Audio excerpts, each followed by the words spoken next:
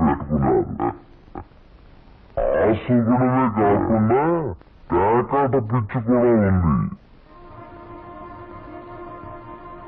పని పాట లేని వాళ్ళందరితో చేరి పేకాట్లో ఎప్పుడు ఓడిపోవడమే కాకుండా అప్పుడప్పుడు తన బట్టలు కూడా తాకట్టు పెట్టేస్తుంటారు.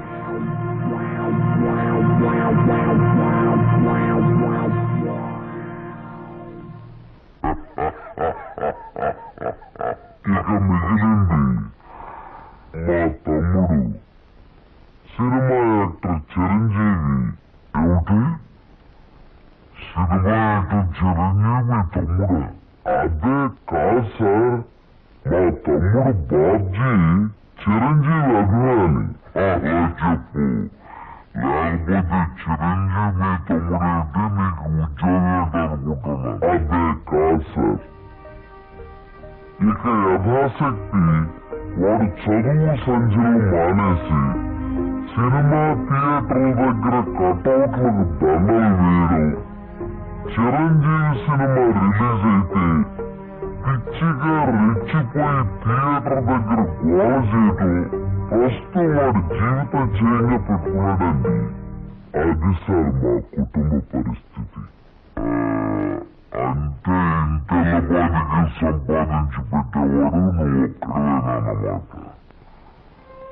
చూడు మిస్టర్ కృష్ణ, నీ కారణంగా మన కంపెనీ ఎంతో అభివృద్ధిలోకి వచ్చింది. అందుకు ప్రతిఫలంగా నీ కుటుంబానికి సాయం చేయడం ప్రొపరేటర్గా నా కనీస ధర్మం. ఈ నెల నుంచి నీ జీతం 1000 రూపాయలు పెంచుతున్నాను. Okay? Thank you sir. Thank you very much.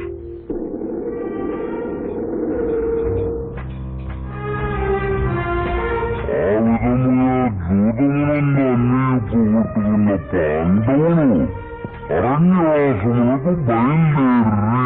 ఆహా, ఏమి రాశాడయ్యా మహానుభావుడు! ఎవరు? వాల్మీకి మహాకవి.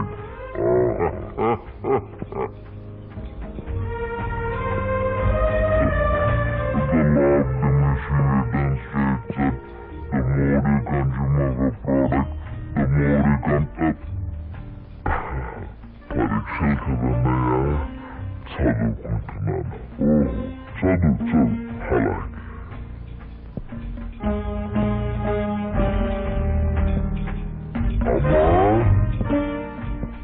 అలాగే. వస్తున్నాడు బాబు. చేసేది సేల్స్ మెన్ ఉద్యోగం. నీడ పట్టునందుకుండా ఎండనక వాననక ఊరంతా తిరిగి బ్రహ్మాండంగా గడిచింది. ఇక్కడి నుంచి వెళ్ళాలంటే మనసు ఒప్పడం లేదు. మనం బాగానే ఎంజాయ్ చేసామి. పాపం రాత ఒక్కటే కాటేజ్ లో ఉంది. మనమేం చేస్తామే?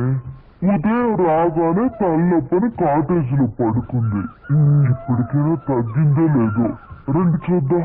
పదండి చూద్దాం.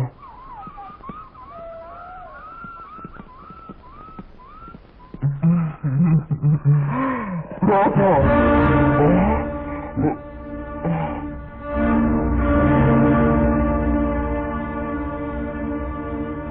ఓకే, నేను మళ్ళీ కలుస్తాను.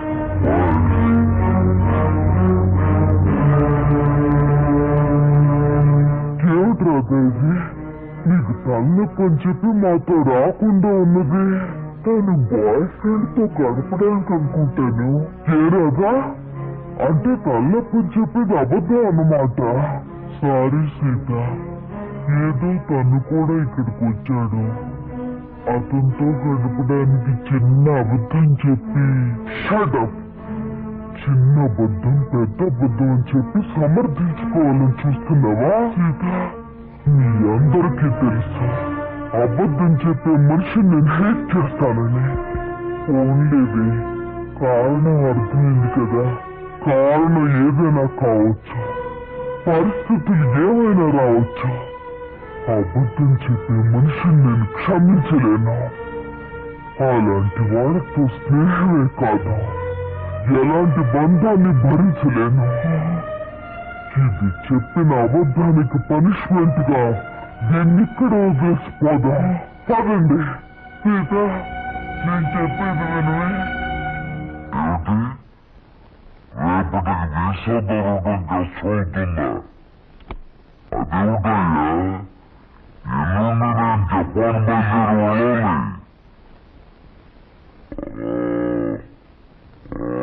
వెళ్ళాలి. ఏమిటి సార్, ఏమైనా ప్రాబ్లమా? అదేనే, కొత్తగా మనం స్టార్ట్ చేయబోయే ఫ్యాక్టరీ మిషనరీ విషయంలో ఎల్లుండికి నేను జపాన్ పెట్టుకున్నాను. రేపటికల్లా వీసా దొరకడం కష్టమని ఆ ట్రావెలింగ్ ఏజెంట్ ఒకటే గొడవ. ఏం చేయాలో అర్థం కావట్లేదు. ఆ మాత్రం దానికి అలా వరైపోతారెందుకు sir?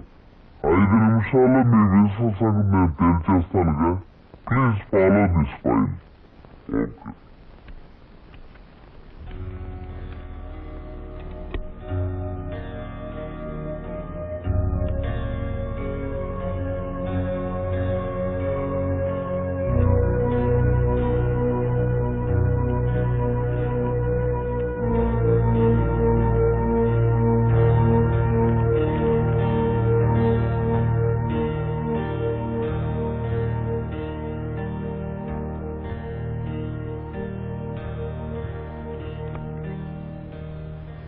Okay sir, passport visa గురించి మీరేం వరీ అవ్వక్కర్లేదు.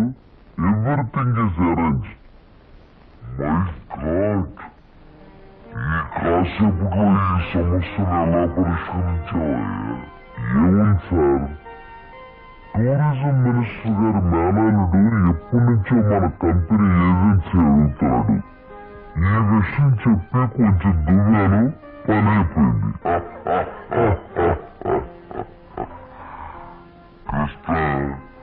నీలాంటి వాడు ఒక్కడుంటే చాలయ్యా.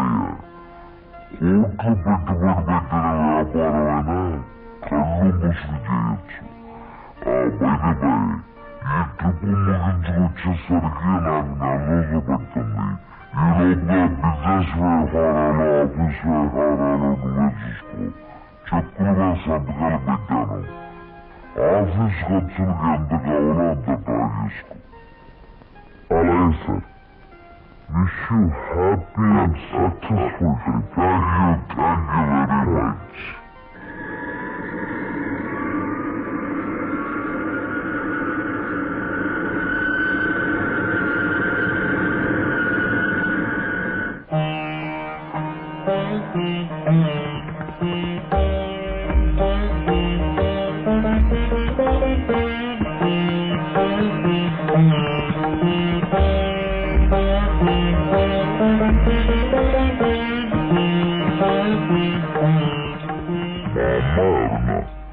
బిఏ పాస్ అయింది.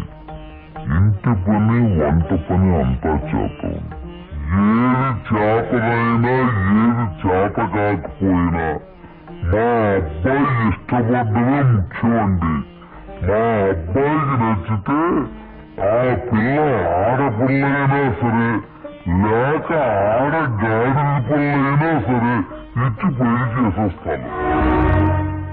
అబ్బాయి, ప్రశ్నలే, నీకు పాటలు ఏమైనా వచ్చా? వచ్చండి. డాన్స్ రాదండి. రసగుల్లా చేయడం వచ్చా? అవంటే నాకు మహా ఇష్టం అండి, అందుకనే అడుగుతున్నాడు. సరిగ్గా చేయటం రాదండి, నేర్చుకుంటాను. చూడండి పెళ్లి కొడుకు గారు, మా స్నేహితురాల్ని మీరు ప్రశ్నలు అడిగారు. మరి దాని తరఫున నేను మిమ్మల్ని కొన్ని ప్రశ్నలు అడగొచ్చా? మధ్యలో ఈ పిల్లలు ప్రశ్నలు అడగడానికి నేనెవరైతే ఏమిటండి? మీ అబ్బాయి ప్రశ్నలు అడగడంలో తప్పు లేనప్పుడు ఆ అమ్మాయి తరపున నేను అడగడంలో తప్పేమిటి? అడిగినేనన్నా, నాకేమన్నా భయమా? అవునవును, మనకేం భయం, అడుగు. మా అరుణకి పాట, డాన్స్ వచ్చా అని అడిగారు. మరి పెళ్ళయ్యాక ఆమె చేత మ్యూజికల్ నైట్స్, డాన్స్ ప్రోగ్రామ్స్ అలాంటివి ఏమైనా పెట్టిస్తారా? ఏం పెట్టించకపోతే అడగకూడదా? మరేం కాదు, మీకొచ్చే జీతానికి భారీ ఎత్తున పెద్ద థియేటర్లు బుక్ చేసి దాని చేత ప్రోగ్రామ్స్ ఇప్పించలేరు కదా అని అలా అడిగాను అంతే. అవును, మీ కరాటే వచ్చా? రాదు, నేర్చుకోను కూడా. మీరు క్రికెట్ ఆడతారా? ఆడను, కావాలంటే చూస్తాను. రేపు పెళ్ళాన్ని ఎవరైనా ఏడిపిస్తుంటే రక్షించుకోవడానికి కరాటే గాని, పెళ్ళ సరదాగా చూడాలంటే ఆడడానికి క్రికెట్ కూడా రాదు. ఏమిటండి ఈ పిల్ల ఎవరినో తీసుకొచ్చి అర్థం లేని ప్రశ్నలు ఏడిపిస్తున్నారు? ఇవి అర్థం లేని ప్రశ్నలు కావు, మీరు అర్థం చేసుకోలేని ప్రశ్నలు.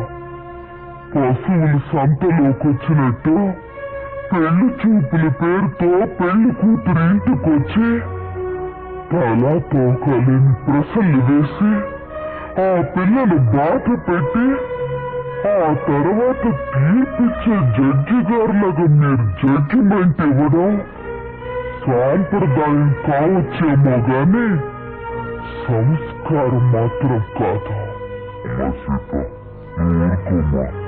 ఎందుకు ఊరుకోవాలి బాబాయ్ గారు? మన అమ్మాయి ఎలాంటిదని వాళ్ళు తెలుసుకోవడానికి ప్రయత్నించినప్పుడు వాళ్ళ అబ్బాయి ఎలాంటి వాడో తెలుసుకోవడానికి మనం ఎందుకు ప్రయత్నించకూడదు? నీలాంటి పిల్ల ఈ పిల్లకి స్నేహితురాలంటే ఈ అల్లుడు కూడా ఆటంకంగా ఆడదన్నమాట. ఈ పిల్లను పెళ్లి చేసుకున్న మరుక్షణం నా కొడుకు మతిస్తుమ్ముతూ లేకుండా రోడ్లంబడి తిరగాలి, వాడి వెంట నేను తిరగాలి. వద్దు,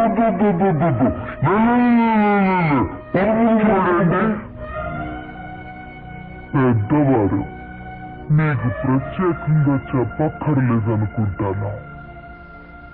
ఆడదంటే అమ్మకానుకున్న ఆట వస్తువు అనుకోకండి. వచ్చి చూసి పరీక్షించి పరిశీలించి మీ ఇష్టాలు చెబితే తలదించుకోవడానికి ఈ కాలపు ఏ ఆడపిల్ల సిద్ధంగా ఉండదని గుర్తుంచుకోండి.